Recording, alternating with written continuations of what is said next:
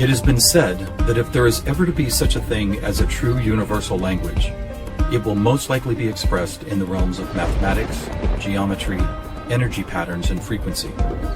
Could it be that this language, or at least the foundation of it, already exists here on Earth? Is it possible that over the course of thousands of years, we have been somehow guided in the process of creating this new form of communication? And if so, what type of information will be conveyed through it that could not be expressed any other way? In the search for answers, we must be prepared to trek through both time and space, to open our eyes and minds wide enough to notice compelling coincidences, and to stand back far enough to see if the building blocks of some kind of mathematical, spatial, frequency-based language emerge. But before we begin our journey, we will pause here in the present day to notice some of the ways that we measure and tabulate the world around us. This is an important step, for how we count and measure things can be as revealing as why we count them. First, we will take a look at the way we measure time. For all practical purposes, the smallest unit is 1 second, and we all know it takes 60 seconds to make a minute, and then 60 of these minutes to make an hour. This hour, of course, is the unit by which we divide our days, and these days become months, years, decades, centuries, and so on. Speaking of 60, let's take a moment to notice that all geometry, whether it is 2 or 3 dimensional, is also derived from base 60 mathematics that provide the foundation for a 360-degree circle, which in turn provides us with all the angles and formulas for creating virtually every shape known to humankind. Now let's look at how many cultures from all over the world have chosen to count and group things. Right away, we see that we have been attracted to the number 12. 12 eggs in a dozen, 12 months in a year, 12 inches in a foot, 12 signs of the zodiac. Strangely, whether it's tallying disciples or mythical gods, the number 12 appears often in the telling of our greatest stories about ourselves. And what about distance? Your local town might be measured in meters or other units, but when we talk about measuring our planet, the standards we all use revert back to base 60 units of miles, minutes, or geometrical degrees. Are you noticing the pattern here? We seem to be encountering a lot of 12s and 60s. Are they related? And if so, how? To answer that piece of the puzzle, we must travel roughly 5,000 years back in time to visit the ancient Sumerian culture of Mesopotamia, for here is where our 1260-based math comes from. This counting system, which was invented by the same people who produced the world's first written language, involved counting the knuckles of the 4 long fingers on one hand and then multiplying them by all 5 digits on the other hand. If you do this, you will get a maximum number of 12 knuckles times 5 fingers, which of course totals 60. How these cosmic jumps in language and mathematics occurred so suddenly is open to debate. But it is interesting to note that the ancient Sumerians themselves wrote about being given this information by sky god visitors they called the Anunnaki. Who and what the Anunnaki were is a hotly contested subject, but one thing that cannot be denied is the fact that over 5,000 years ago, a mathematical system was born that incredibly still serves us today. So now that we have our various units of measurement, all based on the Sumerian 1260 counting system, let's jump forward to a few pivotal moments in history and see what other numbers, patterns, and synchronicities appear. In the 6th century BC, on the Greek island of Samos, the famed mathematician Pythagoras led a school of thought that married philosophy, mathematics, music, and of course geometry. And while Pythagoras did not discover advanced geometry, he did apply it in new ways, especially to music. For instance, he noticed that when a tauten string was plucked, it would create a tone. And when that string was divided in half, it would make the same tone only twice as high in pitch. Pythagoras then came up with numerical ratios based on harmonic fifths, and this led to the creation of the musical scale found at the root of most modern music. It is important to note that according to Pythagoras, all musical notes were found by using mathematics, and as such were given number values according to their placement in a kind of master grid. For instance, by using fifths beginning from note number 1, he was eventually guided to note 27. And to find the same note twice as high in pitch, he simply kept doubling it to 54, 108, 216, 432, and so on up the scale. If you've ever heard of Pythagorean tuning, you know that the number 432 is quite important.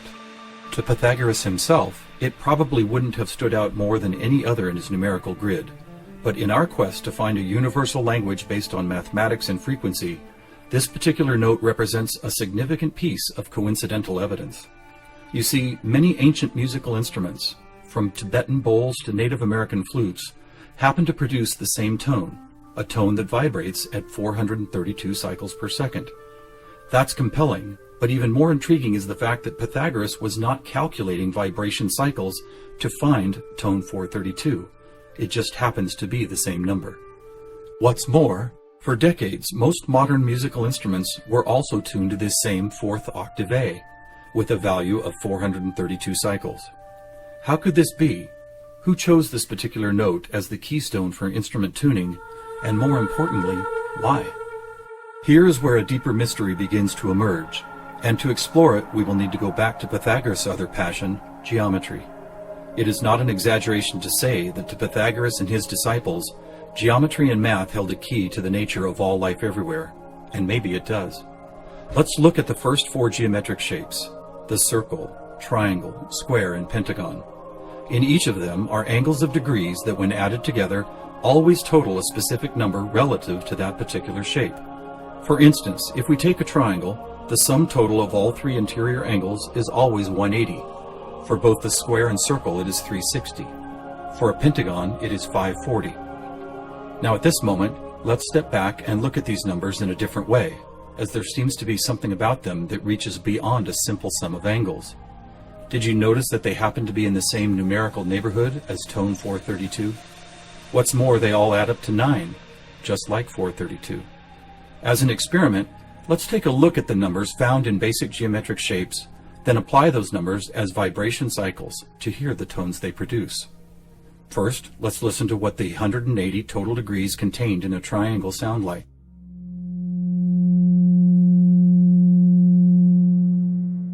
And here's a squares and circles 360 in cycles per second. A perfect octave up from the triangle. What about the pentagon at 540? That sounds like a harmonic fifth of the other two. That's interesting. What are these tones? They are F sharp and its perfect harmonic fifth of C sharp. Let's keep going. What does a hexagon 720 sound like? Another F sharp. Here's a seven-sided septagon, which totals 900. This is an A sharp, which happens to be the note required to complete an F sharp major chord in perfect three-part harmony.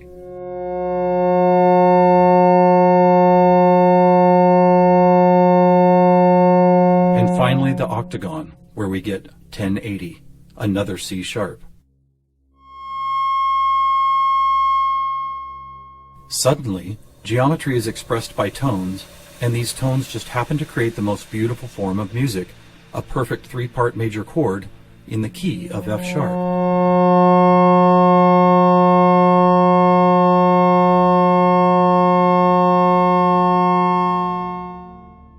Is this something we've been missing for years? Is it important?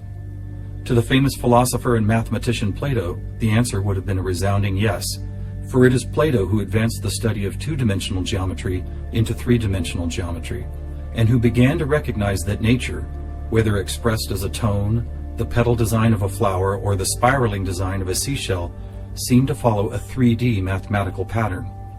In fact, it became an obsession of Plato to try and find the simplest three-dimensional geometric shapes, and his quest ultimately revealed what we now call the Platonic solids. In essence, these forms represent the most elemental construction blocks found both in human-made and natural forms. So let's see if and how they fit into our geometry tone grid. First, there is the tetrahedron, or a three-sided pyramid comprised of four interlocking triangles. As we did before, let's add up all the angles found in those four triangles. The answer, 720, which we have already seen is the tone F sharp.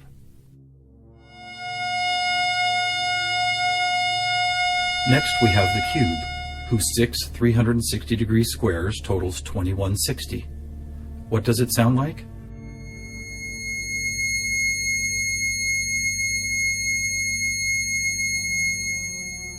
2160 is a high C sharp, and as you will see later, a very interesting number for other reasons as well.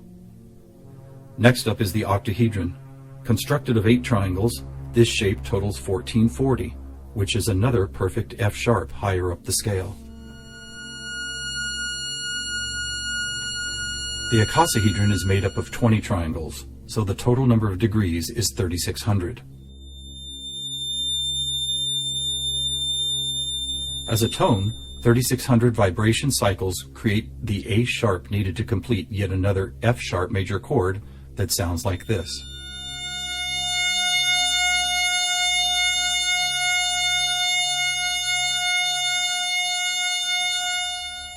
At this point, we have seen how 2- and 3-dimensional geometry can be expressed by the notes found in an F sharp major chord. Could this also be true with what is known as sacred geometry? To find out, we will first need to build a design called the germ of life, which, when repeated, goes on to reveal the seed of life, then flower of life pattern found at sacred sites all over the world. First, we start with a circle at 360 degrees, which is the familiar F sharp. We then add our second circle, bringing the total to 720, another F sharp. 3 circles totals 1080, which provides the harmonic fifth of C sharp. 4 circles is 1440, another F sharp. 5 circles totals 1800, or the A sharp needed to once again provide the harmonic third of an F sharp major chord. And finally the 6th circle, which brings the total to 2160, another C sharp. Amazing! It's as if we can now both see and hear the flower of life pattern that has intrigued humankind for thousands of years. So now we have 2-dimensional geometry, 3-dimensional geometry, and even sacred geometry being represented by different variations of an F sharp major chord. How is this not common knowledge? How have we missed this connection? There are actually 3 explanations. 1, for reasons ranging from the mundane to the conspiratorial, musical instruments are no longer tuned to an A vibrating at 432 cycles per second, but rather 440. 2, modern tuning calls for equal temperament, which no longer adheres to Pythagoras' whole number simplicity. And 3, the tuning method required to reveal geometric shapes is based on a mathematical grid rather than mathematical ratios. This grid, if it had a name, would probably be called something like factor 9, because the number 9 is found not only in the sum of every note on the grid, but also as the number required to move up or down the scale. For instance, if we started at note A at 216 cycles, all we would have to do is add or subtract the number 9 to reveal all the other tones in that octave. And it is here, on this incredible factor 9 grid, that we find not just some of our geometric numbers, but all of them. Conversely, modern A440 tuning reveals not one correlation to geometric numbers. Now let's go back for a moment and take a look at one of these numbers, 2160, the number expressed by both the cube and the germ of life pattern. You may have already noticed that without the 0, it is exactly half of our magic 432. That's worth noting, but what is even more intriguing is the way this number keeps showing up in other large-scale measurements. To discover one of these measurements, we will need to jump forward from Plato's time to when the Mayan civilization was flourishing,